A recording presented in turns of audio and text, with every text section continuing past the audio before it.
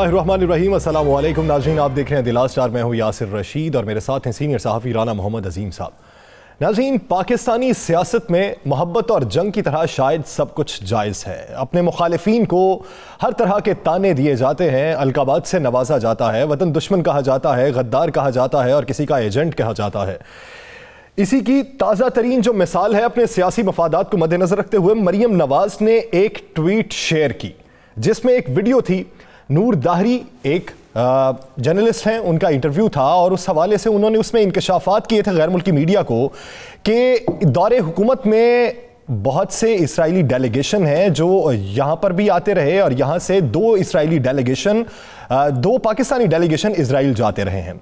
मरियम नवाज ने शायद ये समझा कि मौजूदा दौर हुकूमत पर बात हो रही है, पाकिस्तान तहरीक इंसाफ की हुकूमत पर बात हो रही है और शायद मौजूदा दौर में ही कुछ डेलीगेशन जो है वो इजराइल गए। उन्होंने ट्वीट शेयर कर दी। बाद में जब इदराक हुआ और पता चला कि इस वीडियो में मियां मोहम्मद नवाज शरीफ के दौरे इक़्तिदार की बात हो रही थी, तब डेलीगेशन गए थे, तो ये अंदाजा होने पर वो ट्वीट डिलीट कर दी गई। हमारी फॉरेन पॉलिसी तयशुदा होती है, मुल्की मफादात तयशुदा होते हैं, मुल्की मफादात की बालादस्ती सबसे मुकद्दम होती है और इसी को मलहूज़े खातिर रखना चाहिए, बेशक आप एक आम पाकिस्तानी हो या किसी भी पार्टी के सरबराह हो या उनके अहम रहनुमा हो। इसी इशू पर बात करने के लिए आज हमारे साथ मौजूद हैं दिफाई तजियाकार जनरल रिटायर्ड अमजद शुएब साहब। जनरल साहब, बहुत शुक्रिया आपके वक्त का। जनरल साहब, सियासत में सब कुछ जायज़ है, ये कहा जाता है, बहुत अरसे से कहा जाता है, लेकिन इस हवाले से जब मंजर आम पे बातें कुछ ऐसी आती हैं कि जो फॉरेन पॉलिसी को डैमेज करती हैं, दूसरे ममालिक के साथ ताल्लुकात को डैमेज करती हैं और अंदरूनी तौर पर साख मजरूह होती है, तो ऐसे तर्ज़े सियासत पर आप क्या कहेंगे? इसमें बदलाव की क्या ज़रूरत है? बिस्मिल्लाहिर्रहमानिर्रहीम। देखिए यासमीन, ये बड़ा एक अलमिया है कि हम कहते तो हैं कि सियासत में सब कुछ जायज़ है, लेकिन जायज़ की भी कोई बुनियाद होती है। अगर आप सिर्फ झूठ पे तकिया करके और उसी से समझें कि मैंने हक अदायगी कर दी और मैं अपना दिफा बड़ा ठीक कर रहा हूं, तो वो अवाम को धोखा देने के मुतरादिफ है। और जब आप धोखा देते हैं अवाम को, तो आप एक मुजरमाना काम कर रहे हैं, एक जुर्म कर रहे हैं, क्योंकि उन अवाम ने तो आपके भरोसे पे एतबार करके आपको वोट देने आगे, लेकिन आप झूठ बोल बोल के तो उनको भी गुमराह कर रहे हैं। ये चीज आज की नहीं है। मरियम ने जब इमरान खान की हुकूमत आई थी, उसके कुछ ही दिनों बाद, कुछ मेरा ख्याल है कुछ चंद हफ्तों बाद, एक रिपोर्ट आ गई जो कि वर्ल्ड बैंक की रिपोर्ट थी, जिसमें वर्ल्ड बैंक ने कहा हुआ था कि जी ये जो हमने ऑडिट किए हैं, देखे हैं, इसमें बहुत सारी फजिंग है और जो ट्रू पिक्चर इकोनॉमी की वो नहीं दिखाई गई और उन्होंने कुछ चीजें भी पॉइंट आउट की। मरियम ने उसी वक्त एक ट्वीट कर दी, क्योंकि ये इमरान का दौर हुकूमत था। ये बाद में कुछ देर बाद किसी ने पॉइंट आउट किया कि मरियम ये तुम क्या कर रही हो, वो तो मियां साहब के वक्त का ऑडिट की बात हो रही है, आज तो ऑडिट अभी इस साल का, तो कहीं अगले साल में पता लगेगा। वो ट्वीट भी फिर फौरन डिलीट की गई। उसमें काफी देर पहले इधर उधर फैला दी, क्योंकि लोगों को अक्सर पता नहीं होता, पढ़ा नहीं होता, ये अखबारात ये चीजें नहीं देखी। वो ट्वीट के ऊपर बड़ा लोगों ने इमरान खान के ऊपर शुरू कर दिया तनकीद के, जी इसने ये किया वो किया। तो बात ये है कि सर पहले हमें पहले मेरा ख्याल है हमें वो ट्वीट चलाना चाहिए और जो इसमें वीडियो है वो चलानी चाहिए, ताकि पता चल सके कि मरियम साहबा जो है बहुत बहुत बहुत बड़ी लीडर है पाकिस्तान की और एक बहुत बड़ी सियासी जमात को, बेशक वो नायब सदर है लेकिन सदर के इख्तियारात भी उनके पास हैं, वो लीड कर रहे हैं। या सर अगर एक लीड करने वाली जो लीडर है वो क्या ट्वीट कर रही है, ऊपर क्या लिख रही है और अंदर क्या चीज़ है, ये तो हमें देखना है। जनरल साहब, ये आप ट्वीट भी देख चुके हैं, उसमें वीडियो भी देख चुके हैं कि वो वीडियो में तासुरात क्या है और वो क्या बयान कर रहा है, किन दो दौरे हुकूमतों की बात कर रहा है, और वो ये भी कह रहा है कि अपोजिशन जमातें जो हैं वो सबूताज करना चाह रही हैं मौजूदा हुकूमत के किरदार को। तो ये तर्ज़े सियासत, इसमें आप सियासी तौर पे बालादस्त क्या रह सकते हैं? नहीं, ये तो पहले मैं एक चीज पे जरा एतराज कर दूं। आपने कहा कि बहुत बड़ी लीडर है, ये बदकिस्मती है, लीडर कोई नहीं है। आज पाकिस्तान में लीडर नहीं है। आज खानदानों के आगे चश्मो चिराग वारिस मौजूद हैं और एक जफर मौज है गुलामों की जो उनको प्रोजेक्ट करती है, बताती है कि ये लीडर हैं, जबकि लीडर हैं नहीं। अच्छा जनरल साहब, एक चीज़ बताइएगा, इसराइल की बात हो रही है, पाकिस्तान तो कभी उसे उस वक्त तक तस्लीम नहीं करेगा जब तक फ़लस्तीन का मसला हल नहीं होता, और इसराइल को तस्लीम करने का मकसद है कि हम कश्मीर के मौक़िफ़ से पीछे हट के, इस पर कोई शक नहीं कि हम इंशाअल्लाह ताला अपने कश्मीर के मौक़िफ़ पर और फ़लस्तीन के और फ़लस्तीनियों के साथ खड़े रहेंगे। अब जिन हमारे पाकिस्तान के सियासतदानों का, जिन बड़े सियासी ख़ानदानों के इसराइल के अहम तरीन लोगों के साथ कारोबार है, ये भी तो सामने आने चाहिए। देखिए, ये जिक्र आता रहा है, लेकिन बदकिस्मती ये जो हुकूमत आज है वो इतना ज्यादा इन चीजों पे चर्चा नहीं करती, और वो प्रेस कॉन्फ्रेंस तो बहुत होती हैं, लेकिन जो असल इश्यूज हैं, असल जो बात है वो उस तरफ नहीं आती। हम ले लेके यही कहते हैं कि जी ये अपनी करप्शन बचाना चाहते हैं। ये एक्चुअली जब ये सऊदी अरेबिया में थे तो इन्होंने बाकायदा इजराइल से मशीनरी भी खरीदी। इनके कारोबारी ताल्लुकात बड़े पुराने थे, और यानी खास तौर पे जनरल मुशर्रफ के दौर के बाद के या उनके आने के बाद इन्होंने वहां पे बहुत ज्यादा सऊदी अरेबिया से खासा इन्होंने वहां पे बिजनेस किया इजरायलियों के साथ। अब ये इनके मुफादात थे जिनकी वजह से ये जब भी हुकूमत में आए हैं तो इन्होंने कोशिश की है कि इजराइल के साथ कोई ना कोई राब्ता दरमियानी रखा जाए, जो अंडर द टेबल हो, जो आम पब्लिक की आंख से दूर हो, वो चीज ये करते रहे, क्योंकि इनको अंदाजा था कि पाकिस्तान के अवाम ये कबूल नहीं करेंगे कि इजराइल को आप रिकॉग्नाइज कर लें, उससे सफारती ताल्लुकात बना लें, वो तो पाकिस्तानी अवाम नहीं होने देंगे।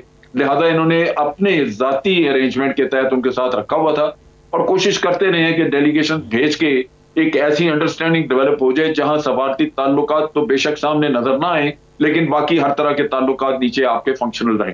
तो ये इनकी कोशिश थी, जो कि मैं समझता हूं आज एक्सपोज हो गई। आज किसी और ने कह दिया, क्योंकि हम जब मीडिया में बात करते हैं तो लोग समझते हैं कि शायद हम कोई ऐसी पोजीशन ले रहे हैं जो कि बायस्ड है, लेकिन ये तो आज किसी थर्ड पर्सन ने ये बात कर दी। तो ये मुनाफकत है कि आप सुबह से लेकर रात तक सिर्फ झूठ बोलें, और खुद जो कुछ कर रहे हैं उसका भी मलबा किसी और पे डालते जाएं। आप मियां साहब की तकरीरें देख लें, मियां साहब कहते हैं कि जी 72 साल में किसी वजीर आजम को पाकिस्तान में मुद्दत पूरी नहीं करने दी। 90 की दहाई में वजीर आजम जिसने गया उसमें मियां साहब का हाथ था। जी जी जी, जन साहब बताइए। जी 90 की दहाई में जितनी साजिशें हुई, असद दुरानी से इन्होंने पैसे लिए, IGI बनाई, इन्होंने बेनजीर को निकाला। अब आप देखिए कि जब यूसुफ गिलानी वजीर आजम थे तो उसके खिलाफ भी अदालत में यही गए कि जी इसको कोई 5-6 सेकंड की या 10 सेकंड की आपने सजा दी है, लेकिन ये सजा याफ्ता हो गया, इसको निकालें। उसको निकाला, उसका भी आज किसी और पे मलबा। अब इमरान खान को अगर ये निकालना चाहते हैं, अगर वो किसी वजह से ये हुकूमत जाती है, तो इसका भी आप देखेंगे मियां साहब अगले साल जब बातचीत करेंगे तो यही कहेंगे कि जी 74 साल में यहाँ किसी ने हुकूमत पूरी करने थी किसी पार्टी को, या किसी, यानी जो जिस साजिश में खुद शरीक होते हैं उसका भी मलबा किसी और पर डाल दे। तो ये इनकी ज़हनियत है, झूठ इतना। जनरल साहब हमारे पाकिस्तान के अंदर सियासत है, सियासत हो रही है, सियासतदान सियासत करते हैं, लेकिन ये क्या तर्ज हुक्मरानी है, ये क्या तर्ज सियासत है कि आप खुद तो हर बुरा काम करें लेकिन उसका मलबा दूसरे पे डालना शुरू कर दें? और कब तक ऐसा चलता रहेगा? क्या पाकिस्तान के अंदर तर्ज हुक्मरानी तब्दील होगा, तर्ज सियासत तब्दील होगा? देखिए, ये मुश्किल है यहाँ पे। उसकी वजह यह है कि हमने कभी भी इस सियासत को पूरी तरह साफ करने की कोशिश नहीं की। आज भी वो गुलामान जो है वो इनको उठा के आप देख लीजिए कि मैंने पिक्चर देखी, एक घर से बाहर निकल रही है मरियम, और बाहर दरबान की तरह शायद खाकान अब्बासी खड़े हैं जो पाकिस्तान के वजीर आजम रह चुके हैं, हाथ बांध के। और कायरा साहब जो मंजे हुए सियासतदान वो कहते हैं जी मैं आसफा भुट्टो आ गई अब सियासत में, अब तो मैं उससे सियासत सीखूंगा। आप इमेजिन करें कि इतने साल आप क्या करते क्या रहे। तो ये जो गुलामाना ज़हनियत है इसने इनको जिंदा रखा हुआ है, वरना ये इस अहल इस काबिल कतन नहीं है कि इनको कोई 10 मिनट के लिए भी लीडर कबूल करे।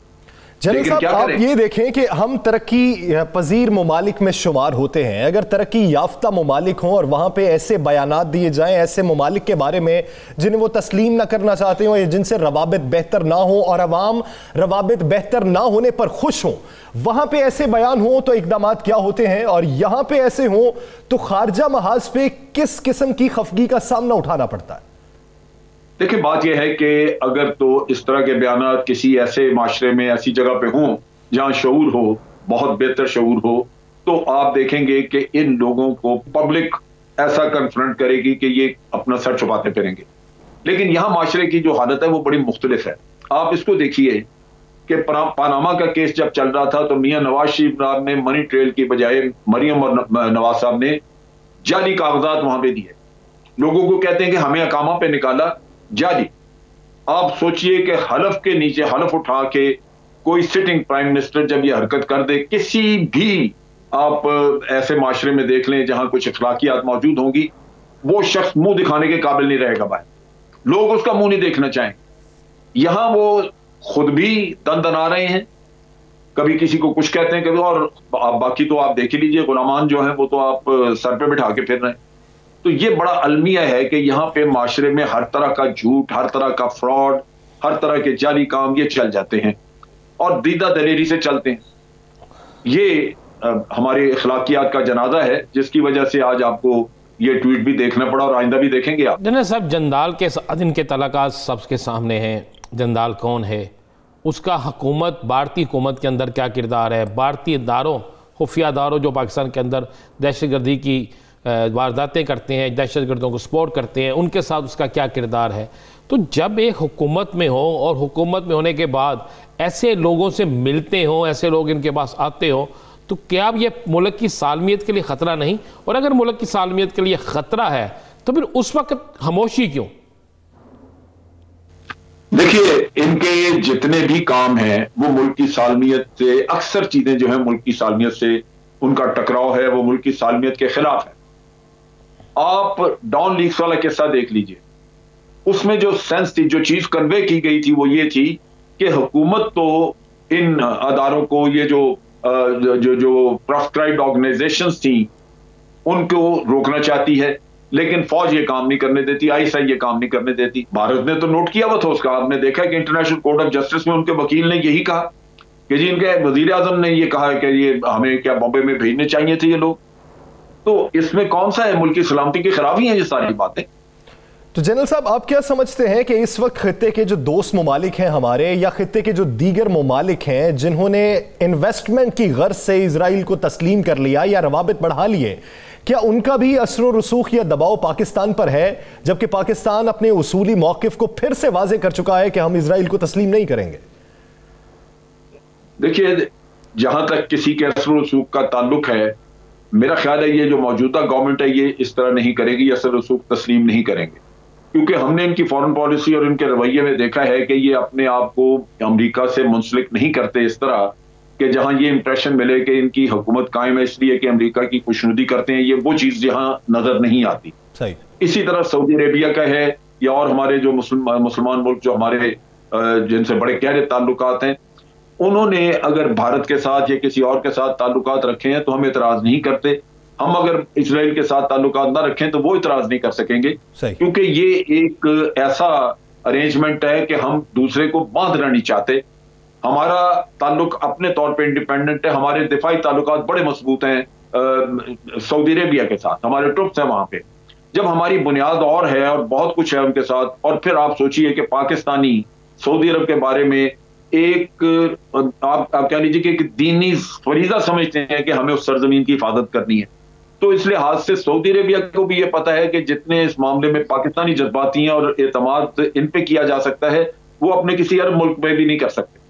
तो नतीजा ये कि आप अपनी पोजीशन अपने साथ उनके साथ मिला के जो आपने इक्वेशन रखी हुई है वो डिस्टर्ब नहीं होगी इन चीजों से। हमारे ताल्लुकात की नौइयत ऐसी है कि वो कुछ मुख्तलिफ है, दबाव किसी का नहीं हो सकता और अमेरिका से ये हुकूमत डिक्टेशन नहीं ले रही। बहुत शुक्रिया। आगे बढ़ेंगे और बात करेंगे पाकिस्तान मुस्लिम लीग नून के ही हवाले से। पाकिस्तान मुस्लिम लीग नून के एमएनएज और एमपीएस को मरियम नवाज ने क्यों बुलाया है और उनसे क्या बातचीत की है। लेकिन आज मरियम नवाज ने मीडिया से गुफ्तगू भी की है और उसमें यह कहा कि वफाकी हुकूमत को शायद अपने एमपीएस और एमएनएज पे भरोसा नहीं था, इसलिए शो ऑफ हैंड को मुतारिफ करवाया जा रहा है। राना साहब, एक तरफ इल्जामात लगाए जा रहे हैं वफाकी हुकूमत पे कि वफाकी हुकूमत को भरोसा नहीं है, तो क्या अपने एमएनएज एमपीएस पे भरोसा है? ये बड़ी मजे वाली बात आपने की। आज जो मीटिंग हुई है ना, उसमें एक तो 3 इनके एमपीए जो थे वो मौजूद नहीं थे। मैं आपको बता दूं, 3 एमपीए आज की मीटिंग में मौजूद नहीं थे। क्यों नहीं थे, उनकी क्या रीज़न थी, ये सामने आ जाएगा। मरियम साहिबा को अगर वाकई अपनी जमात के एमपी एमएनए पे भरोसा होता तो उनसे ये इस्तीफ़े ना मांगे जाते। उन्हें कहा जाता कि जब हम कहेंगे आप जाके असम्बली में इस्तीफ़ा जमा करा देंगे।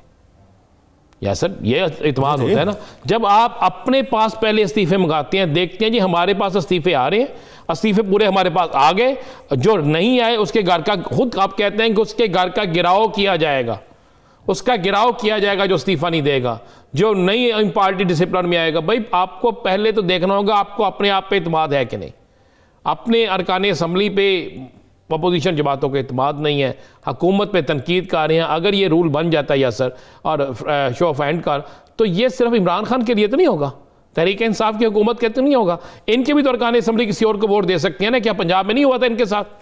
क्या ज़ुबैर गुल नहीं हारा थे? सेनेट का इलेक्शन नहीं हारे थे? आपको याद होगा वो हारे थे।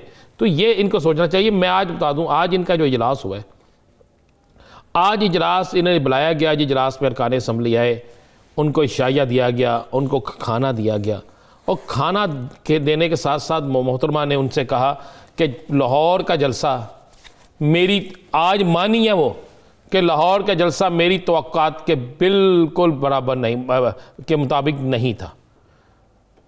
मुख्तलिफ लोगों से पूछा गया भाई आप बंदे नहीं लाए, आप नहीं लाए, आप नहीं लाए, अगर आप लाए हैं तो कितने लाए हैं, जहाँ जितने बंदे लाए हैं वो कहाँ गए? ये बड़े सवाल हुए आज। तल्ख सवाल के बाद आखिरकार उन्होंने कहा कि अब आप मुझे बताएं क्या मुझे लॉन्ग मार्च करना चाहिए? आज वहाँ पे फाइनल ये किया गया कि 5 फरवरी से लेकर, मैं तारीख दे रहा हूँ आपको, 5 से लेकर 10 फरवरी तक लॉन्ग मार्च किया जाएगा। फिर कहा गया कि अगर हम लॉन्ग मार्च करते हैं, ये आपको अंदर की बात दे रहा हूँ, तो हम वहाँ पे अगर धरना देते हैं और धरना लंबा धरना करते हैं तो कितने मुस्लिम लीग नून के लोग वहाँ बैठेंगे? किसी ने कहा जनाब एक MP MN की ड्यूटी लगा दें कि आज धरने में ये बैठेगा, दूसरे का अगले दिन ये बैठेगा, तीसरे का अगले दिन ये बैठेगा। तो उस पर एक नून लीग की रहनुमा खड़ा हो गया, उसने कहा लाहौर के जलसे में तो आप आके 3 घंटे बैठ नहीं सके, तो वहाँ पर जहाँ पर 450 किलोमीटर के फासले पर आपने जाना है तो वहाँ पर क्यों बैठेगा? वहाँ पर सर्दी भी हो सकती है, वहाँ पर कुछ और भी हो सकता है, तो वहाँ कैसे बैठेंगे? फिर आया कि फ़ंड कहाँ से आएगा? तो फ़ंड के मामले पर मोहतरमा ने कहा फ़ंड की फिक्र ना करें, वो सब कुछ अरेंज हो जाएगा, मुझे नहीं पता कहाँ से अरेंज होना है। तो फाइनल ये हुआ जी कि वहाँ धरना भी होगा और लॉन्ग मार्च भी होगा। फिर कहा गया कि पिंडी डिवीज़न के और चेहलम के, गुज्जर खान के, यहाँ के लोगों को कहा जाएगा कि आप वहाँ धरने में बैठेंगे, और लाहौर से सिर्फ थोड़े थोड़े लोगों को ले जाया जाएगा धरने के लिए, वैसे पूरा जुलूस लेकर जाया जाएगा। अब मरियम साहिबा ने कहा है कि जी एक बात लिख लें कि अगर अब जो रुकनी असम्बली अपने जितने उसने वोट हासिल किए थे उसका चौथाई हिस्सा जुलूस में लॉन्ग मार्च में लेकर नहीं आया तो उसे आगे टिकट नहीं मिलेगी। तो मनु तो यही लगता है जी, आपको एक बड़ी क्लियर सी बात बताऊँ, अब तो यही लगता, बल्कि एक MP ने मुझे पंजाबी में कहा कि भाई जी सानते लगता है जो सानों को टिकट कोई नहीं मिलनी। तो यही होना है। यानी सूरत हाल इस नहज तक आन पहुंची है कि अब ये कहा जा रहा है कि जितने वोट हासिल किए गए उसका 1/4 हिस्सा चाहिए। तो क्या 5 से 10 फरवरी के दरमियान ये लॉन्ग मार्च इस्तीफों का ऑप्शन अपोजिशन के लिए सूदमंद साबित होता है? ये वक्त ही बताएगा। नाज़रीन, दीगर इश्यूज़ पर बात करें और ब्रेक के बाद स्टे विद अस।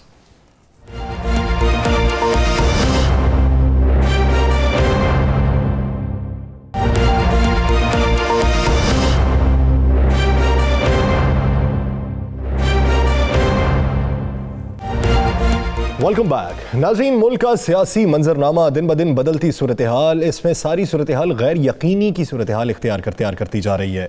एक जानिब वज़ीर-ए-आज़म इमरान खान को मुआशी अशारिये दुरुस्त समत में गामजन दिखाई देते हैं, तो दूसरी जानिब अपोजिशन को इदारों की तबाहाली और मईशत की खराबी दिखाई दे रही है। इस सारे मंजरनामे में सेनेट के इलेक्शन भी मौजूए बहस बने हुए हैं कि सेनेट के इलेक्शन क्या वफाकी काबीना जो है वो कबल अज़ वक्त कराने के लिए सोच विचार कर रही है या सिर्फ वो राय थी? इस हवाले से क्या सुप्रीम कोर्ट से बाकायदा तौर पर रुजू किया जा रहा है? और अपोजिशन भी इस हवाले से काफी तैयारियां की हुई हैं। मौलाना फजलुर रहमान कहते हैं कि वफाकी हुकूमत को शायद पता नहीं उन्होंने किस बला से टक्कर ले ली है। आज मरियम नवाज साहिबा ने प्रेस कॉन्फ्रेंस की है। प्रेस कॉन्फ्रेंस में उनका क्या कहना, चीज़ा नुकात देखते हैं, फिर इशू की जाने पड़ेंगे।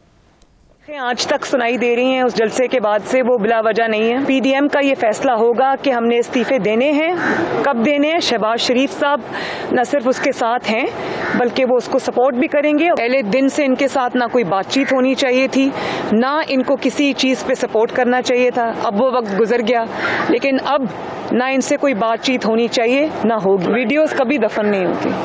मैडम ये बता दीजिएगा कि वो वक्त आने पे जब मियाँ साहब मुनासिब समझेंगे वो उसको इस्तेमाल करेंगे। और सबसे बड़ा मियाँ साहब की बेगुनाही का सबूत उस वीडियो में है। मियाँ साहब की बेगुनाही का सबूत उस वीडियो में बेशतर फिर इल्जामात लगा दिए। इसी बारे में बात करने के लिए पाकिस्तान तहरीक इंसाफ के सीनियर रहनुमा अली मोहम्मद खान साहब ने हमें ज्वाइन किया है। खान साहब, बहुत शुक्रिया आपके वक्त का। अली मोहम्मद साहब, जिस तरह की अपोजिशन इस वक्त तैयारियों में दिखाई देती है, मरियम नवाज साहिबा ये कहती हैं शहबाज शरीफ एक पेज पर है, जब नवाज शरीफ कहेंगे इस्तीफा दे दिया जाएगा, हम सेनेट के इलेक्शन से पहले भी हम अपनी तैयारियां कर लेंगे। वो ये कहते हैं आपको अपने एमएनएस एमपीएस पे भरोसा नहीं है, आप तो अपनी खातिर शो ऑफ हैंड्स लाएं। बिस्मिल्लाहिर्रहमानिर्रहीम, अल्लाहुम्मा सल्लि व सल्लिम मुबारिक अला सय्यिदिना मुहम्मद रसूलुल्लाह खातमुन नबीय्यीन सल्लल्लाहु अलैहि व आलिहि व अस्हाबिहि वसल्लम। बहुत शुक्रिया। मैं समझता हूँ कि बड़ा नामुनासिब और इमैच्योर रवैया है मरियम नवाज शरीफ साहिबा का। शायद उनकी पॉलिटिकल ग्रूमिंग उस तरह से नहीं हुई, या पॉलिटिकल मैच्योरिटी नहीं है, या वो एक पॉलिटिकल प्रोसेस से होके नहीं गुजरी। शो ऑफ हैंड्स हमेशा अपोजिशन को सूट करता है। वो हुकूमत जो अंडर आर्म टैक्टिक्स यूज करे, या पैसा या ताकत या ब्लैकमेलिंग यूज करे, जो मुस्लिम लीग नवाज का बदकिस्मती से शाखसाना रहा, तो उनको हमेशा हुकूमत को सूट करता है कि सीक्रेट बैलेट हो, क्योंकि वहां आप वफादारियां लोगों की कॉम्प्रोमाइज कर सकते हैं। इमरान खान वो आदमी हैं जिन्होंने दुनिया का क्रिकेट का कल्चर चेंज किया। क्रिकेट जो पाकिस्तान का एक तरह से आप इसको समझ सकते हैं कि बहुत बड़ा स्पोर्ट है। उस जमाने में हिंदुस्तान पाकिस्तान जब आया, बड़ा रिस्क लिया वजीर आजम साहब ने, उस जब कैप्टन थे, स्किपर थे पाकिस्तान के, न्यूट्रल अंपायर्स लेके आए। अगर खुदा ना खास्ता वो सीरीज पाकिस्तान हार जाता, सब लोगों ने इमरान खान को ब्लेम करना था, लेकिन आज पूरी दुनिया में न्यूट्रल अंपायर्स हैं। इसी तरह इमरान खान साहब रिस्क ले रहे हैं। हुकूमत में आके कभी भी कोई ट्रांसपेरेंसी और अकाउंटेबिलिटी की बात नहीं करता। शो ऑफ हैंड्स अगर होगा तो उसका तो फायदा सबसे पहले पाकिस्तान के पॉलिटिकल कल्चर को है, और दूसरा उसका अपोजिशन को है। पॉलिटिकल कल्चर को फायदा ऐसा है कि मैं खुद पाकिस्तान में 22 मिनिस्टर पार्लिमानी उमूर के जाता हूँ, मैंने हमेशा देखा कि सेनेट में ज्यादातर काबिल लोग मौजूद हैं। कुछ लोग ऐसे जरूर होंगे, मैं किसी का नाम नहीं लेना चाहता या नहीं ले सकता, जो पैसा लगा के आए हों, लेकिन अक्सरियती लोग पॉलिटिकल वर्कर्स हैं या प्रॉपर टेक्नोक्रेट्स हैं, काबिल लोग हैं। कुछ लोगों की वजह से, चंद गंदे अंडों की वजह से हमारा पूरा एक निज़ाम पे एक दाग है। तो अगर वो साफ होता है तो उसमें तो सबका फायदा है। पॉलिटिकल प्रोसेस क्लियर होगी, मैच्योर होगी और क्रेडिबिलिटी। अली मोहम्मद खान साहब, आपने शो ऑफ हैंड के हवाले से जो बात कर रहे हैं, इसके लिए आपको आखिरकार पार्लियामेंट में जाना पड़ेगा और पार्लियामेंट से ही इन तमाम चीज़ों को मंजूर करवाना पड़ेगा। तो क्या इसके लिए आपकी तैयारी मौजूद है और पार्लियामेंट का इजलास कब बुला रहे हैं, और क्या इसी इजलास में इस चीज़ को लेकर आएंगे?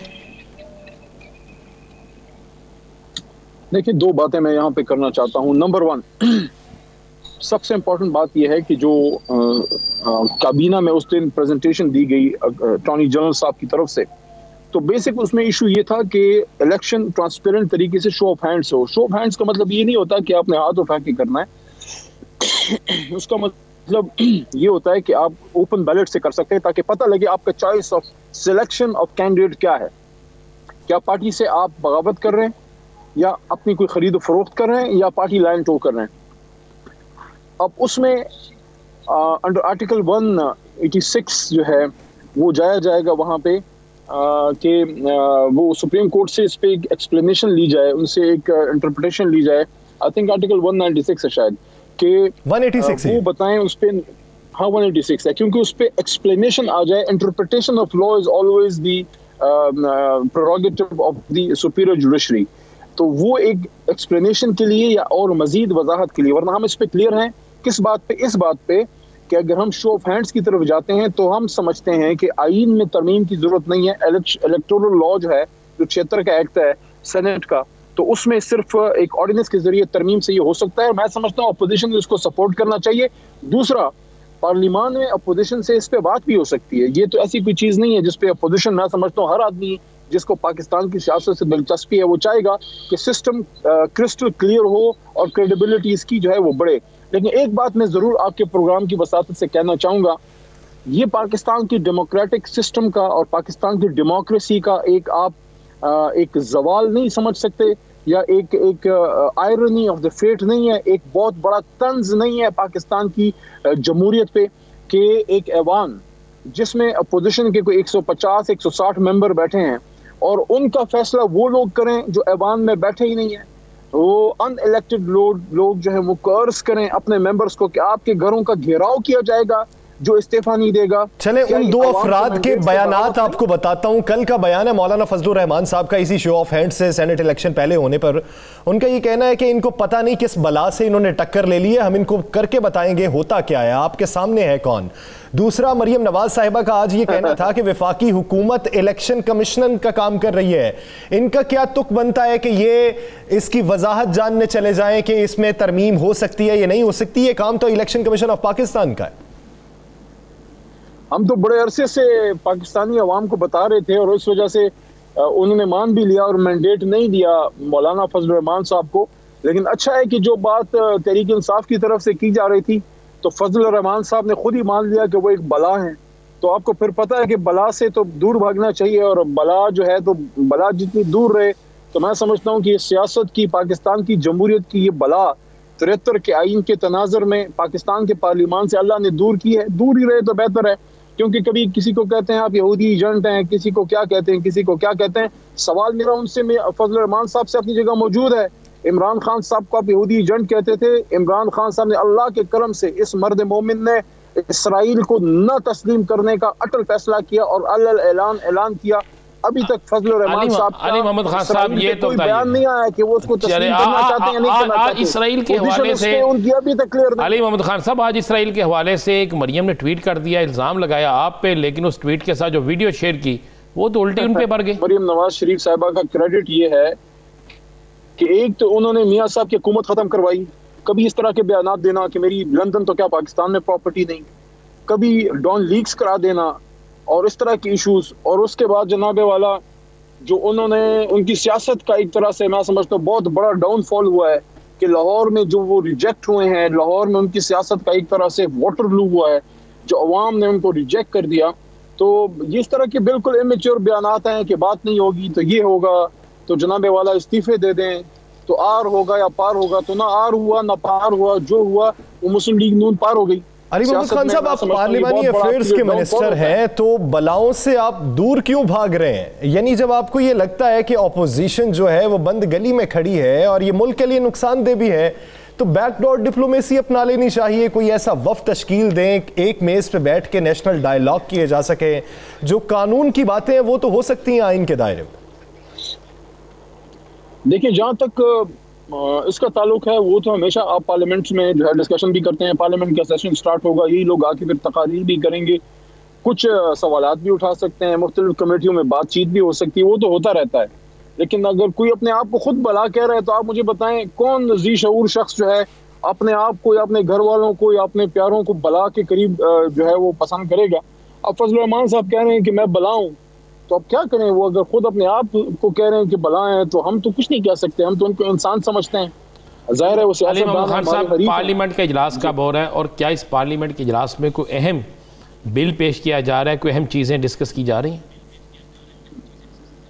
बिल तो हमेशा आएंगे इंशाल्लाह। ये थोड़ा कोविड का सिचुएशन थोड़ी सी बेहतर हो और बेहतरी की तरफ अल्लाह करीम इंशाल्लाह जा रही है, तो फिर इंशाल्लाह सेशन भी स्टार्ट होगा, कौमी असेंबली का भी और सेनेट ऑफ पाकिस्तान का भी।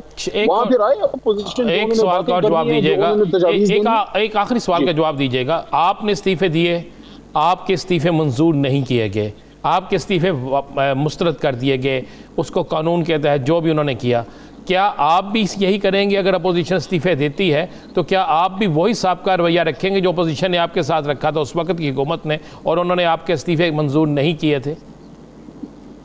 अगर इस्तीफे देंगे तो ये लेग साइड पे फुल टॉस होगी, और आपको पता है कि इमरान खान लेग साइड पे फुल टॉस के साथ क्या करते थे, स्टेडियम से बाहर छक्का मारते थे। जरा इस्तीफा ला के तो दिखाएं, इंशाल्लाह कोशिश करेंगे कि इन बलाओं से जल्द कौम की जान छूटे। अली मोहम्मद खान साहब, आप इस तर्ज अमल पे क्या राय रखते हैं? मैं तर्ज सियासत नहीं कहूँगा, तर्ज अमल ही कहूँगा कि एक तो वीडियो इस तरह रीट्वीट कर देना और फिर आज की प्रेस कॉन्फ्रेंस में जब सहाफ़ी ने सवाल पूछा कि क्या अरशद मलिक साहब की वफ़ात के बाद वो वीडियोस भी दफन हो गई, तो उनका ये कहना था कि वीडियोस दफन नहीं होती, वीडियोस मंजर आम पे आएंगी, हमारे पास मजीद भी हैं, वक्त आने पे देंगे। तो इस तरह का तर्ज अमल कितना नुकसानदेह हो सकता है मुल्क के लिए और आपकी सियासत के लिए? जिनकी सियासत की बुनियाद ही ब्लैकमेलिंग पे हो, तो जो वीडियो ब्लैकमेलिंग के लिए बनी है, तो मैं तो बिल्कुल कहूंगा कि उन्होंने सही बात की है। जो ब्लैकमेलिंग के लिए उन्होंने वीडियोस रखी हुई हैं, तो वो क्यों उसको हटाएंगी? उन्होंने यूज करना है, उन्होंने इसके लिए जो है अपना किरदार अदा करना है। माजी में उन्होंने ब्लैकमेल किया बेनजीर भुट्टो साहिबा को, नुसरत भुट्टो साहिबा को, मुख्तलिफ जजेस को ब्लैकमेल ये लोग करते रहे। इवन जो फील्ड मार्शल की डायरी जो बुक है गौहर अयूब साहब की, जो उनके एक जमाने में स्पीकर रहे, उनकी अपनी किताब में वो लिखते हैं कि एक बार मियां साहब ने मुझसे पूछा कि कोई तरीका है कि ये चीफ जस्टिस ऑफ पाकिस्तान को बंदा एक रात जेल में गुजार दे। तो ये इस तरह की मेंटालिटी है, तो जाहिर है उन्होंने वही करना है। तो अगर उन्होंने वीडियोस ब्लैकमेलिंग के लिए रखी हुई हैं, तो आपके या मेरे कहने पे या किसी साथी के कहने पे तो वो जाया करने से रहे, वो उसको अपने मकसद के लिए यूज करेंगे, जो उनका काम है वो करेंगे। यानी ये तर्ज सियासत उनका इस वक्त मौजूदा नहीं है, बल्कि पहले से ही तर्ज सियासत ये और ब्लैकमेलिंग की सियासत करते हैं। मुस्लिम लीग नवाज के बारे में, मियां साहब के बारे में ये बात उनके बदतरीन हरीफ और बेहतरीन हलीफ भी ये बात करते थे, उनके नाकिदीन भी ये बात करते थे कि ज़रूरत पड़ने पे जो है उनका जो हाथ है वो आपके गले में होता है और अगर उससे काम ना बने तो पैरों पे चला जाता है। तो ब्लैकमेलिंग वगैरह करना इनकी सियासत का छांगा मांगा सियासत है, वो शाखसाना रहा है।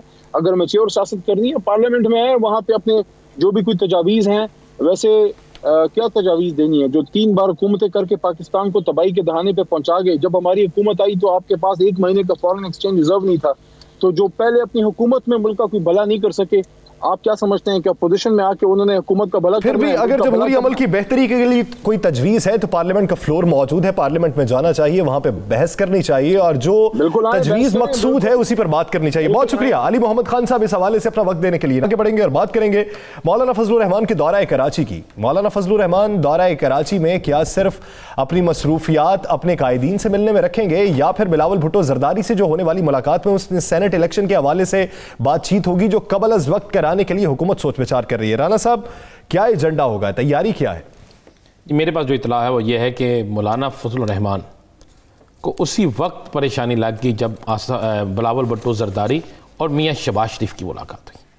शहबाज शरीफ और बिलावल की मुलाकात के बाद उनके पास जो इतला गई कि मामला किसी और तरफ जा रहा है, मामला डायलॉग की तरफ जा सकता है, मामला इस्तीफ़े ना देने की तरफ जा सकता है, मामला इस्तीफ़ों को डिले करने की तरफ जा सकता है और उनके ज़हन में यह है कि हो सकता है कि मामला किसी और तरफ जा रहा हो और फिर इनके साथ कोई खात हो जाए। जिसके बाद मौलाना साहब ने एक गिला किया मरियम से कि बिलावल को आपके साथ अफसोस करने के बाद जेल में जाने की क्या ज़रूरत थी अफसोस करने की, और जेल में अफसोस में इतना टाइम क्यों लगाया गया, इतना वक्त वहाँ पे क्यों लगा और बाहर आकर अपनी वजाहतें पेश क्यों की कि डायलॉग्स नहीं होंगे। जब आपने नहीं करने तो बस नहीं करने। उनके उसके बाद ज़राए कहते हैं कि मौलाना फजलुर रहमान जो है उन्होंने बिलावल पे यकीन करने जाए। आपको पता है वो बिलावल से नाराज़ है, मौलाना फजलुर रहमान बिलावल से नाराज़ है। बिलावल जब अयाज सादक के घर 1 घंटा 8 मिनट लेट पहुँचे तो उस वक्त भी उन्होंने शिकवा किया है। और उसके बाद अब मौलाना फजलुर रहमान कराची को सैर करने नहीं गए, ना समुंदर पे खड़े बैठ के कोई मछली खानी है उन्होंने, या सर वो कराची गए हैं। बेसिक उनका जो कराची का टूर है वो आसफ अली जरदारी से मुलाकात है और बिलावल से वजाहत लेना है। ये मैं आपको बिल्कुल मुसद्दक़ा बात कह रहा हूँ। ये उनसे वजाहत भी लेंगे, ये उनसे मुलाकात भी करेंगे और उनसे यकीन दहानी भी लेंगे कि उनके साथ फिर हाथ ना हो जाए। उनके साथ को इत्मीनान मिलेंगे, इत्मीनान बिलावल को भी, जरदारी को इत्मीनान मिलेगा, असली जरदारी को, कि जनाब बिलावल से पूछे मुलाकात क्या हुई है, असल बात बताए, और उसके बाद ये यकीन दहानी लेंगे कि आप इस्तीफों से पीछे नहीं भागेंगे। लेकिन होना मौलाना साहब के साथ हाथ ही है। ये जो लारकाना में एक जलसा हो रहा है ना, आपको पता ना, आज लारकाना में इनके बैनर उतार दिए गए, तो बड़ा फड्डा हुआ वहाँ पे। तो ये जो लारकाना में जलसा होना, मैंने पहले भी कहा था, ये 27 का जलसा जो है ना, ये 30 वाला जलसा बन जाएगा। यानी 27 का जलसा बड़ा ही ऐसा जलसा होगा जिसमें पीटीएम के अंदर बड़े इख्तलाफात पैदा हो जाए। चलें देखते हैं कि मौलाना जो ख्वाहिशात लेकर गए हैं और जो एतमाद में लेने गए हैं, क्या वो आसिफ अली जरदारी साहब या बिलावल भुट्टो को मना पाते हैं। आसिफ अली जरदारी साहब को मुफाहमत का बादशाह कहा जाता है, क्या आसिफ अली जरदारी साहब मौलाना के कहने पर अपना तर्ज सियासत तब्दील कर लेंगे? नाज़रीन, वक्त बताएगा। दीगर इश्यूज पर बात करेंगे एक शॉर्ट ब्रेक के बाद। Stay with us.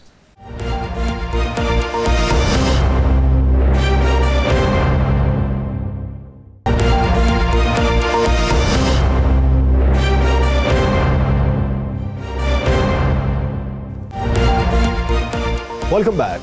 नाज़रीन, हुकूमत जितनी मुतमईन दिखाई देती है, क्या वाकई उतनी मुतमईन है? अपोजिशन की ये जो चढ़ाई है, क्या हुकूमत को इस पे कोई गिला नहीं है? हुकूमत को कोई इन पे इब्हाम नहीं है कि हमारी हुकूमत को कोई फ़र्क पड़ने वाला है? अपोजिशन की इस तैयारी पे सेनेट इलेक्शन के हवाले से, शो ऑफ हैंड्स के हवाले से, इस्तीफ़ों के मामले के हवाले से तैयारियां क्या हैं? पाकिस्तान मुस्लिम लीग नून पंजाब में किस हद तैयार है, इसी बारे में बात करेंगे। सीनियर रहनुमा पाकिस्तान मुस्लिम लीग नून राना सनाउल्लाह साहब ने हमें ज्वाइन किया। राना सनाउल्लाह साहब, बहुत शुक्रिया आपके वक्त का। राना साहब, खुद पे मुकदमात भी करवा लिए, जान के खतरात पे जो थ्रेट थे वो भी बर्दाश्त कर लिए, वक्त गुजर गया है। आने वाले दिनों में हौसले पसपा हुए हैं या मजीद बुलंद हुए हैं, और उम्मीद क्या है कि इस तहरीक का नतीजा क्या निकलेगा? देखें, ये तहरीक जो है इंशाअल्लाह ताला ये कामयाबी से हमकिनार होगी, और पाकिस्तान की पिछली 70-71 साल तारीख हुआ है कि जब भी अपोजिशन जो है वो किसी हुकूमत के खिलाफ किसी इत्तेहाद की सूरत में हरकतें हुई है, तो जल्द या बदेर वो हुकूमत जो है वो फिर कायम नहीं रह सकी। और हुकूमतें इसी तरह के ख्यालात का इजहार किया करती हैं कि हमारे ऊपर कोई प्रेशर नहीं है। अब एक आदमी जो है वो यानी ये दिखाने के लिए कि मेरे ऊपर कोई प्रेशर नहीं था, वो कुत्तों से खेले और बाद में बताया कि देखें जी फलां टाइम मैं कुत्तों से खेल रहा था, तो इसलिए वो जब ये जलसा कर रहे थे, कि जब तुम्हें ये पता है कि जलसा हो रहा है तो उसी वक्त कुत्तों से खेल रहे हो, सिर्फ इसलिए ये दिखाने के लिए कि तुम्हारे ऊपर कोई प्रेशर नहीं, तो फिर इससे बड़ा और प्रेशर तुम्हारे ऊपर क्या हो सकता है? तो गवर्नमेंट जो है वो बिल्कुल बखलाहट का शिकार है, और इंशाअल्लाह ताला जो अगले मराहल हैं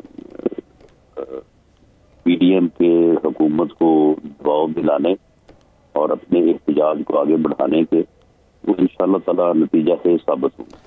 राना साहब, हुकूमत ने हिकमत अमली बदल ली है, वह फरवरी में इलेक्शन करवाने की तैयारी कर रही है सेनेट के, तो क्या पीडीएम भी अपनी हिकमत अमली तब्दील करेगी, अपने एहतजाज के रंग को तब्दील करेगी, या जल्द इस्तीफों का ऑप्शन और जल्द लॉन्ग मार्च का ऑप्शन ला सकती है?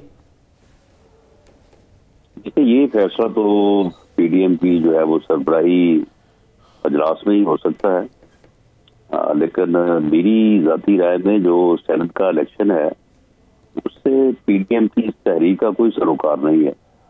पीडीएम की तहरीक जो है वो तो सेनेट के इलेक्शन से पहले भी जारी रहेगी और उसके बाद भी जारी रहेगी, और इस्तीफों का जो ऑप्शन है वो इस हुकूमत को इस बात पे मजबूर करने के लिए है कि फ्री एंड फेयर इलेक्शन करवाए जाएं, जनरल इलेक्शन करवाए जाएं मुल्क में। उसमें ये मुतालबा हरगिज नहीं है कि आप सेनेट का इलेक्शन करवाएं या ना करवाएं। आपने बड़ी अच्छी बात की राना साहब। अगर सेनेट का इलेक्शन होता है तो क्या अपोजिशन जमातें और चले इधर आ जाते हैं, मुस्लिम लीग नून उसमें हिस्सा लेगी? देखिए, ये फैसला तो पीडीएम की जो है वो क़यादत ही कर सकती है। आप एक सियासी रहनुमा, सियासी कारकुन, एक एमएनए होने के सियासी, क्या कहेंगे इस पे? मेरा ख्याल है कि नहीं लेना चाहिए। नहीं लेना चाहिए? मेरी राय अगर राय हो तो जब हम इस्तीफों के मोड में चले गए हैं तो फिर हमें सेनेट के इलेक्शन में हिस्सा लेने की जरूरत नहीं। राना सनाउल्लाह साहब, पाकिस्तान मुस्लिम लीग नून के पहले 5 से 6 अरकान ऐसे थे जो वज़ीर आला पंजाब से मिलते रहे हैं, लेकिन अब जो हालिया तनाजुर में आपके बेशतर अरकान असम्बली ने वज़ीर आला पंजाब से मुलाकात की है, वो माजी में तो नोटिस आप भेजते रहे, तो क्या आप भी किसी को नोटिस भेजा है या आपके इल्म में ही नहीं है मुलाकात का? नहीं, मेरे इल्म में नहीं है ये मुलाकात, लेकिन हमें जो है वो अपनी तहरीक से और अपना जो पार्टी का एक मौक़िफ़ है उससे गर्ज है। हमें अब किसी मेंबर के जाने या न जाने से फर्क इससे ही पड़ेगा कि हम जो है वो एक तहरीक का आगाज कर चुके हैं। हम कोई अदम एतमाद के मोड में नहीं है। हमें ये जरूरत पड़े कि असम्बली में वोट ज्यादा किसके हैं, कम किसके हैं। जो आदमी अपने पार्टी मैंडेट से गद्दारी करके जाएगा, इंशाअल्लाह ताला वो अवाम से जो है वो उसका नतीजा हासिल कर देगा और उसकी पजीराई नहीं होगी, बल्कि ऐसे लोग जो है वो हमेशा हमेशा के लिए अपने हल्के और अपने जिले और अपनी सियासत से फारग हो जाएंगे। राणा साहब, लाहौर के जलसे के हवाले से मुस्लिम लीग नून के अंदर से आवाज़ें उठ रही हैं। आज फैसलाबाद में भी एक प्रेस कॉन्फ्रेंस हुई, जो मियाँ जुबैर लतीफ़ के हवाले से भी कहा जा रहा था कि उन्होंने भी कहा कि लोग बंदे नहीं लाए। क्या कोई ऐसा मामला है? वहाँ पे जो है वो मिसमैनेजमेंट की शिकायत है। कोई ये नहीं कह सकता कि वहाँ पे लाहौर में या पंजाब में इस जलसे से जो है वो मोबिलाइजेशन नहीं है। बहुत जबरदस्त मोबिलाइजेशन हुई है और बहुत ज्यादा दुनिया लाहौर से भी और बैरून लाहौर से भी जो है वो इस जलसे के लिए पहुंची है। लेकिन वहाँ पे मिसमैनेजमेंट थी, वहाँ पे लाइटिंग का कोई अरेंज नहीं था। मैं खुद पंडाल में बैठ के मैंने जलसा सारा सुना है, तो वहाँ पे साउंड सिस्टम जो है वो बराह रास्त मनाजिर तो हमने भी देखे थे। अंसारुल इस्लाम ने जब आपको रोका था और वो बहस तकरार के बाद फिर अंदर जाने की इजाजत दी गई। लेकिन चौधरी शेर अली साहब क्या कहते हैं? उन्होंने तो आपका नाम लेके कहा कि पंजाब के सदर हैं और खुद मजमा साथ लेके गए, नहीं अवाम उनके साथ थे, नहीं अकेले ही निकल गए। नहीं, उन्हें क्या पता कि मेरे जुम्मे क्या था और मैंने क्या किया। वो अपनी उम्र के जिस हिस्से और जिस ज़हनी कैफियत में हैं तो उनके मतलब क्या बात करनी है। अल्लाह ताला उनको सेहत दे, तंदुरुस्ती दे।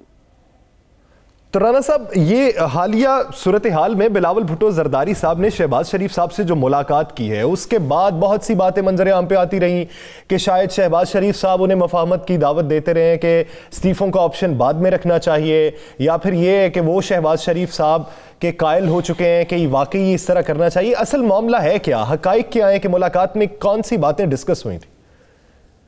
मुलाकात में कोई बात नहीं हुई। सही।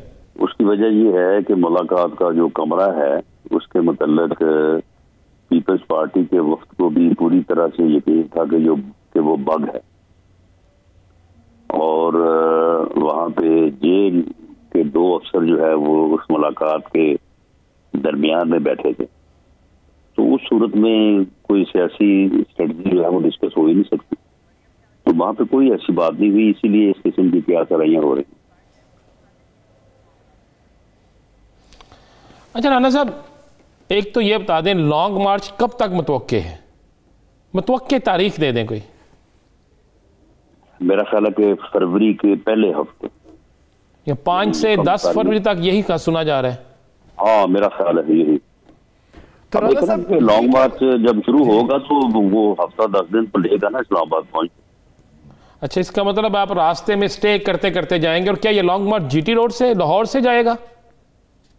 नहीं, जिस दिन लाहौर से चलेगा उस दिन तो इंशाअल्लाह ताला अगली शाम को फिर पहुंच जाएगा वहां पे इस्लामाबाद में। लेकिन ये कराची से चलेगा। अच्छा, ये कराची से चलेगा, ये सक्खर से चलेगा, ये पेशावर से भी चलेगा, ये क्वेटा से भी चलेगा। और क्या ये लॉन्ग मार्च के बाद वहां धरना होगा या सिर्फ लॉन्ग मार्च होगा? फिलहाल लॉन्ग मार्च और इस्तीफों का फैसला हुआ है। धरने का फैसला जो है वो अभी तक तो जो है वो सामने नहीं है। बाकी बाद में इसको शामिल कर दिया जाए तो मैं कह नहीं सकता। राना साहब, बार बार मरियम नवाज साहिबा ये कहती हैं कि जो शहबाज शरीफ साहब हैं उनको अपने भाई से मोहब्बत और उनसे लगाव और उनसे इल्हाक की सज़ा दी जा रही है। फिर कभी कभार वो ये भी कहती हैं कि लोग ऐसी बातों पे कान ना धरें। तो बार बार ये वजाहत क्यों करना पड़ती है कि मुस्लिम लीग नून के जो सदर हैं वो पार्टी क़यादत जो कहेगी या पार्टी जो फैसला करेगी वो उस पर मिन्नो अमल करेंगे? ये बार बार इस बात को उछाला जाता है, बार बार इस किस्म की जो है वो गलतफहमी जो है उसे पैदा किया जाता है। तो फिर सियासत में कोई भी चीज जो है वो अनहर्ड नहीं होती। जो चीज हो उसका फिर जवाब देना पड़ता है। तो इसलिए जब जितनी बार ये बात होगी कि इख्लाफ है या जी वो ये है, उसमें पॉलिसी में फर्क है, तो वो जितनी बार बात होगी उतनी बार ही उसका जवाब दिया जाएगा। जितनी बार बात होगी उतनी बार उसका जवाब दिया जाएगा, वजाहत दी जाएगी। बहुत शुक्रिया राना सनाउल्लाह साहब इसे अपना वक्त देने के लिए। नाज़रीन, आगे बढ़ेंगे और बात करेंगे एरतुगरुल गाजी का किरदार निभाने वाले मरकजी अदाकार एंजन इल्तान पाकिस्तान तशरीफ लाए, विजिट किया 2 दिन का। वो एक शख्स के कहने पर आए और उसके साथ एक मुआहिदा हुआ $10 लाख का। खबरें बाद में ये गर्दिश करने लगी कि आधी रकम की अदायगी हुई और उसके बाद वो नाराज होकर वापस चले गए। ये भी खबर है कि उस शख्स को पुलिस ने गिरफ्तार कर लिया, अपनी हिरासत में लिया है। ये पाकिस्तान की इज्जत का मामला होता है। जब पाकिस्तान कोई मेहमान आता है और ऐसा एक मेहमान जिसे पूरे आलम इस्लाम में उसके प्रोग्राम की वजह से, उसकी फिल्म की वजह से, उसके ड्रामे की वजह से एक शोहरत मिली हो, और खासकर पाकिस्तान के अंदर तो आपको पता है हर दूसरा शख्स उसे चाहता है। अब हुआ क्या है कि वो काशिफ ज़मीर, जिसने अपने आप को एक बहुत बड़ी कंपनी, एक बहुत बड़े ग्रुप का CEO भी कहा कि बड़ा ग्रुप है, जब उसकी FIR सामने आई, और ये बड़ी खौफनाक है कि उसके ऊपर तो मुतअद्दिद ऐसी FIR हैं जिसमें फ्रॉड की भी है, चेक डिसऑनर की भी है, लड़ाई झगड़े की भी है, और दीगर वाक़यात की FIR हैं जो हमारी स्क्रीन पे नज़र आ रही हैं। और उसके साथ साथ जो चीज़ें सामने आना शुरू हुई कि इसने बाकायदा मुख्तलिफ सियासी शख्सियात के साथ तस्वीरें बनाना, मुख्तलिफ सियासी शख्सियात के साथ मिलना, मुख्तलिफ सियासी शख्सियात से तोहफे लेना, तोहफे देना, और उसके बाद इसने बाकायदा जब पाकिस्तान लाहौर में तशरीफ़ लाता है एरतुगरुल का ड्रामा करने वाले, तो उस वक्त का रोल अदा करने वाले, तो उसके बाद इसने बाकायदा मुख्तलिफ लोगों से ये कहा कि इसकी उन लोगों से मुलाकात इसी सूरत में होगी कि जब तुम बड़े गिफ्ट पेश करोगे। ये मैं यासर आपको बता रहा हूँ कि यानी उसको भी किसी और तरफ ले जाया गया, उसको भी पाकिस्तान के मुताबिक या लाहौरिया जिस तरह एक करते हैं वो ना किया गया। तो अब आप चीज़ें जो सामने आना शुरू हुई है कि एक शख्स जिसे जो पाकिस्तान में आता है, जिसके पास आता है, वो उसे कुछ और बता के लाता है। और यहाँ पर मैं एक और बता दूँ, पाकिस्तान का एक बहुत बड़ा ब्रांड है यासर, बहुत बड़ा ब्रांड, उस ब्रांड के मालिक का नाम भी काशिफ है, उस ब्रांड के मालिक का नाम भी यही है। इसने उस ब्रांड का नाम यूज किया वहां पे, जो कहा जा रहा है। और मुझे तो आज ये सुन के हैरत हुई कि उस ब्रांड के इसने एक क्या नाम है वेब चैनल को भी इंटरव्यू दिया और उसमें ये कहा कि मेरा अपना ब्रांड है, मेरा अपना नाम है, एंजन इल्तान को मुझ पे कोई गिला नहीं है। और साथ ही साथ उसका ये भी कहना था कि मुझ पे जो मुकदमात हैं, तो ये टर्की की जो एम्बेसी है उसने तो पूरी वेरिफिकेशन करवाई मेरी, उस वक्त सामने क्यों नहीं आए? टर्की की एम्बेसी ने ना तो इसकी इन्वेस्टिगेशन कराई, ये बात भी सामने आ गई। दूसरी बात यह है कि ये पाकिस्तान में जो लोग, मुझे एक चीज़ समझ नहीं आ रही कि अगर ये वाकई तुर्की की एम्बेसी ने इसे इन्वेस्टिगेशन करवाई है तो फिर ये कैसी इन्वेस्टिगेशन है कि एक शख्स जो आज गिरफ्तार हो गया, उनका रात से गिरफ्तार है, सियालकोट पुलिस भी उसे ले गई, बाकी मुकदमात में भी उसकी गिरफ्तारी डाली है, तो ये FIR सामने क्यों नहीं आई? और खुसूसन मैं तो समझता पाकिस्तान के इदारों को भी देखना चाहिए था कि एक ऐसा शख्स जो मुतनाज़ा है, जिस पर मुकदमात है, जो जिसके वो कारोबार नहीं है जो बताए जा रहे हैं, और वो एक ऐसे शख्स को पाकिस्तान बुला रहा है कि जिससे सारे पाकिस्तानी मोहब्बत करते हैं, जिसके हवाले से वज़ीर-ए-आज़म पाकिस्तान खुद कहते हैं कि इस ड्रामे को देखें, ये एक ड्रामा है, एक तारीख है, और हमने इस तरीके से अपनी ज़िंदगी को लेकर चलना है। तो जब वो शख्स आता है और उसको बुलाने वाला शख्स जो है, उसको NOC देने वाले जो लोग हैं, क्या उन्हें ये नज़र नहीं आता था? CM पंजाब से जाके मुलाकात करते हैं, बड़े बड़े लोगों से मुलाकात देखना। अब अगर मुकदमा एक शख्स पे मुकदमे है जिसमें वो पकड़ा गया है और उसकी तस्वीर CM पंजाब के साथ लगती है, उसकी तस्वीर दीगर सियासी लोगों के साथ लगती है, तो फिर वो किन किन को ब्लैकमेल कर सकता है उस तस्वीर को दिखा के। और मैं आपको ये भी बता दूं, इनके साथ एक ऐसी तस्वीर भी है, एक ऐसे शख्स की तस्वीर भी है जो शख्स बाकायदा वीज़ों का कारोबार करता है, और उसके मतलब कहा जाता है कि वो भी इसी तरह मुख्तलिफ बड़े बड़े लोगों से, खासकर पुलिस अफसरों के साथ तस्वीरें बनवाता है। वो भी इसके साथ साथ ही है पूरे इस सारे सिनेरियो में, और तस्वीरें बनवाता है, और उसके बाद वो जितना मर्जी बड़ा फ्रॉड कर ले, क्योंकि पुलिस अफसरान के साथ उसका तल्लुक होता है, इसलिए उसे कोई नहीं पकड़ सकता। चले, उम्मीद करते हैं कि इसकी शफाफ तरीके से तहकीकात की जा सके। अगर वो शख्स वाकई मुजरिम और मुल्जिम है तो उसे सज़ा मिले, और अगर बेगुनाह है तो किसी बेगुनाह को सज़ा नहीं मिलनी चाहिए, शफाफ तरीके से प्रोसिक्यूशन होनी चाहिए। बहुत शुक्रिया नाज़रीन। से मुझे और राना अजीम साहब को दीजिए इजाज़त, अल्लाह ने के बाद।